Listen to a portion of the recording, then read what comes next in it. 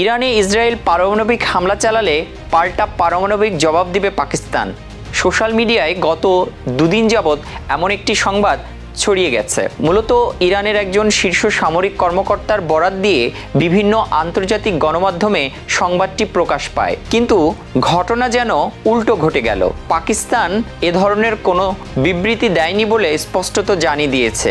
উল্টো ইরানের সাথে যে কয়েকটি সীমান্ত ছিল সেটিও বন্ধ করে দিয়েছে। ইরান এবং ইসরায়েলের মাঝে যখন একটি ভয়ঙ্কর যুদ্ধ চলছিল, তখন প্রতিবেশী পাকিস্তানের থেকে এমন একটি বার্তা যেন খামেনির জন্য একটি স্বস্তির বার্তা হিসেবে এসেছিল।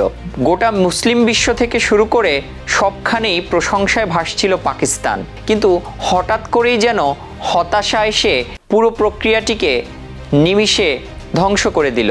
পাকিস্তানের পক্ষ থেকে স্পষ্টত জানিয়ে দেওয়া হলো এমন কোনো বিবৃতি পাকিস্তান দেয়নি।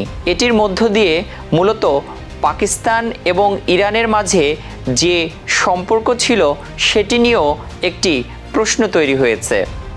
আদৌ কি ইরান এবং ইসরায়েলের মাঝে বড় পরিসরে যুদ্ধ লাগলে সেখানে পাকিস্তান কি সহায়তা করতে এগিয়ে আসবে ইরানকে?